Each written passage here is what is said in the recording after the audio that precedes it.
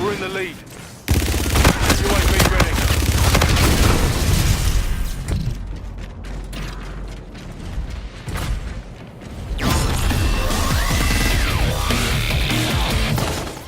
Salutations, everybody. This is Emmett Watkins Jr., also known as EJ161, if that's going by my online persona, and I'm here to tell you about the Call of Duty Infinite Warfare beta. And to be honest, my opinion on it has changed now that I've got my hands on the game. Now, let's start off with the fact that I am a big Call of Duty fan. Played every single Call of Duty after Call of Duty 4, just like most people, because that's really where the franchise blew up. But my first Call of Duty was actually Modern Warfare 2. I went back to play the other ones leading to 4. And Modern Warfare 2 was a very great game. I've always been more preferable of the Infinity Ward stylings of Call of Duty. I'm sure I respect what Treyarch has done. I really enjoyed Black Ops 1. It was a weird offshoot. I really enjoyed Black Ops 2. I kind of standardized the entire formula of Call of Duty. And I even liked Advanced Warfare earlier from Sledgehammer Games. I thought that was a pretty good take on it. And I loved the single-player campaign of that with Kevin Spacey and all. But Infinity Ward, something about their way of doing Call of Duty has always appealed to me. I feel like their way is way more flashier, way flashier, way more. The scale is on a different level, just brighter colors and just faster pace. I've always enjoyed it more, which is why my favorite Call of Duty up to this point, I would probably say, is Modern Warfare 3, because I feel like that's the culmination of that type of style. But yeah, we're moving forward in the series, and to be honest, I played Call of Duty Ghost, and except for the really great single-player campaign on Ghost, the multiplayer really wasn't doing much for me. And the infiltration mode, or whatever the alien infection mode, I forget the name of it, that didn't really do much for me either.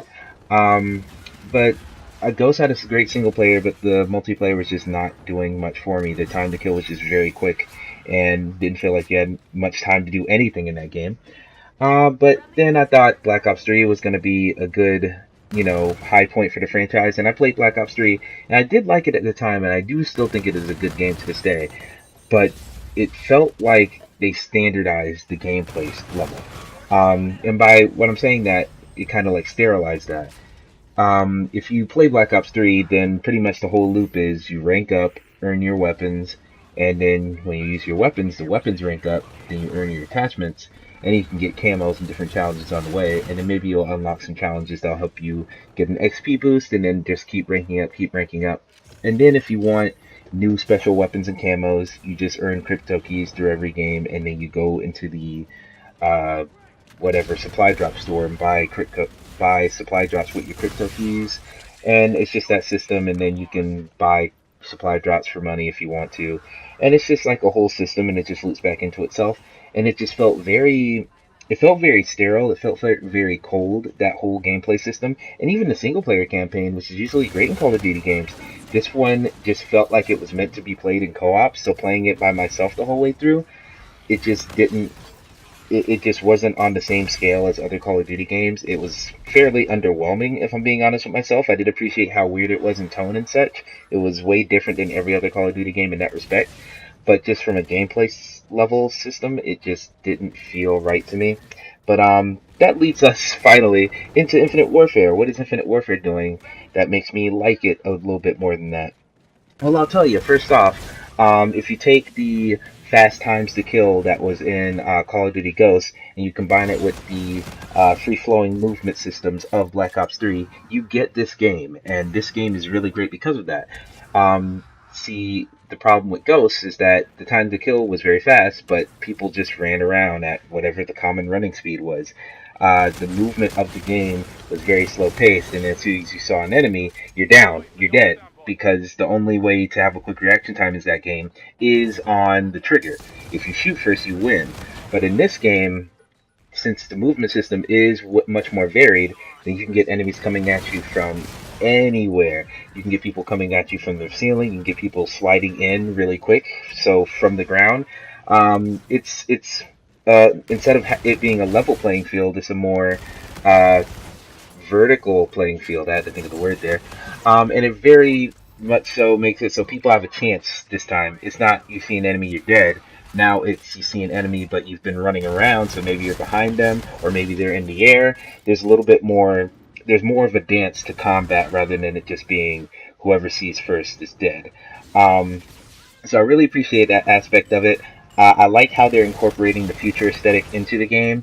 Now, I'll be straight up with you. Everyone was hoping that this game would be World War One or Vietnam War or World War Two, or just go back to an older war like other previous Call of Duties before 4 have done.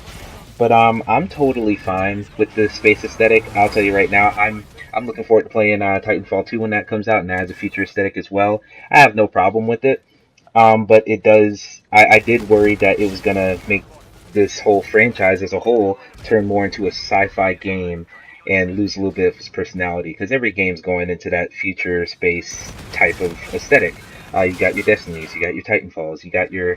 I'm sure there's other games that I'm not thinking about, but those are the main ones. So I was a little bit worried about that, but they've implemented future aspects into the game in really cool ways. For example, there's probably a gun you see me using in this commentary at some point. It refills your ammo when you're not firing. So instead of you having to reload every 20 seconds, which I am definitely guilty of, I had to teach myself to not do that and just let my gun fill itself up with ammo in the clip while I'm running around.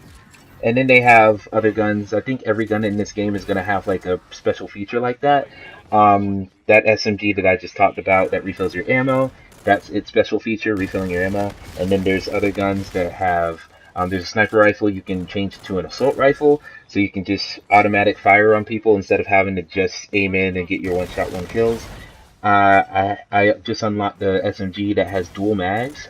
Dual mags is nothing new to the franchise, but it's built into the gun, so it kind of gives it, a edge above other guns in the game. And they're just all really good. And even one thing I really appreciate when COD games do this is the pistols. The pistols are pretty good in this game. Um, Even though on that weapon I said that refills my ammo, I ran out of ammo a lot because I'm a bad shot sometimes. So I'd have to switch to the pistol, and I went on some kill streaks with the pistol. It's actually not a shitty weapon. And the game as a whole, I think it's going to be a good game. I think it's going to be, people are already hesitant because people were coming into this hating it. You've probably seen the many videos and stories about, oh, a million dislikes on the trailer and all this stuff. But if we're being honest, it plays just like other Call of Duty games. It plays a lot like Black Ops 3. I would just say with a lower time to kill, which is totally fine for me. And the kill streaks feel right. The abilities, the rigs abilities. I guess rigs are what they're replacing with the characters for Black Ops 3, where you had your Scorcher and your Reaper and all these other characters that had their special abilities. There are special abilities in this game too, but so far they feel like a really powerful version of a regular weapon rather than just some OP thing that is just insane. Um, You'll probably see me in this commentary use the dual SMG-like arms in my robot character. That one works very well. It's basically just like dual wielding any other weapon, except the hit cone in the middle is a little bit more narrow, so you can get people from a somewhat farther distance. So it seems like they're using these abilities to just give a slightly more amped up version of something that's already existing in the regular weapon set, without it giving them a huge advantage. The one thing that I will say that I have some concern about in this game, the supply drop system, talked about it previously in the video. Never been a really big fan of it. I tend to like my weapons the way they are, and just give me this set of weapons and then let me modify them and upgrade them on my own without having to tie into some random gambling almost system. It just feels sleazy. I don't like it, and I know it's an Activision game, so I can't fight it too much because that's their model, make money. That's their primary thing, so I can't really fault them for too much for it. But the system in this game, I just don't like the system in general, but I do feel like the system is getting a little bit more player friendly. There are rare versions of weapons that already exist in the game that you can unlock through the supply drops, but you can also just grind for them. They have a separate currency that allows you to just pay forward towards those rare weapons slowly over time, so you're not just buying supply drops and hoping for a random drop, for a random drop, for a random drop. Now you actually have a chance of getting that weapon if you actually want that weapon only. So that's a very welcome addition. I just hope they don't because what everyone's speculating is that they'll do that for all the base weapons, but if they release like, oh, here's a throwback to Modern Warfare 3, here's the FAMAS, and then that's exclusive to supply drops, you're gonna have to be waiting for a drop just to get that weapon, and they're gonna get a lot of people's money that way, sure, but it feels sleazy. It's another thing that I just don't like in the franchise. Things like that on top of like your season pass and stuff that they're of course going to sell for this game, just feels like money gouging. It just feels off. But you know, that's the business model, so I can't really hate them too much for that. But yeah, the game is very fun. The game has aspects of other Call of Duty games, but it brings them together in a way where it really just works. I was very concerned seeing the initial trailer for this game, that it was going to be an overcomplication of the systems. I already said how Black Ops 3 kind of uh, homogenized the gameplay system, where it was just a standard rank up system and you get your rewards and you knew what rewards were coming for you down the path. But here it feels like there's enough things going on at once to where it's kind of freshening it up a little bit. You also have like your mission, or maybe not mission, but you have different factions that you can align yourself to, and ranking your rank up within those factions also get you more rewards. And you know, there's a whole lot more rewards in this game. I think that's probably what Black Ops 3's problem was. You'd ranked up and you'd get a lot of stuff, but none of that stuff really had much of any consequence. In this game, you're getting like, you're always unlocking some new site, you're always unlocking some new player card, you're always unlocking something, or then you can get your cryptic keys that you're also earning at the same time to unlock more random crap. Seems like the reward loop in this game is much stronger. That's something I really appreciate, and that's something I look for in my multiplayer shooters. And to be honest, I was already counting out this game. I wasn't thinking I was going to get it at all because Battlefield 1 and Titanfall 2 just look so great. But playing the beta really has me rethinking that. Don't think I'm going to pre-order it, even though they have that $10 gift certificate with the pre-order at Best Buy. But I'm definitely going to get around to it. I mean, I like to complete my collection. I got Call of Duty 4 all the way up to Black Ops 3, so why stop now? But it's definitely a solid game. I'm looking forward to it. And considering the single player campaign has ex Naughty Dog members working on it, it does seem like that's going to be good as well. So I guess we'll wait and see on this game. And also, if you look down here on the video, I got a code for the Infinite Warfare beta. Go ahead and snag that code. It'll get you in for this weekend that I'm uploading the video, and also get you in for the next weekend that is going to be open to not just PS4 but Xbox One users. So, or I guess if it's a PS4 code, it's only going to get you in for the PS4. So hey, there's your warning for that. So yeah, thank you guys for watching the video. Just click around on the channel, see if there's anything else you like the video if you want to.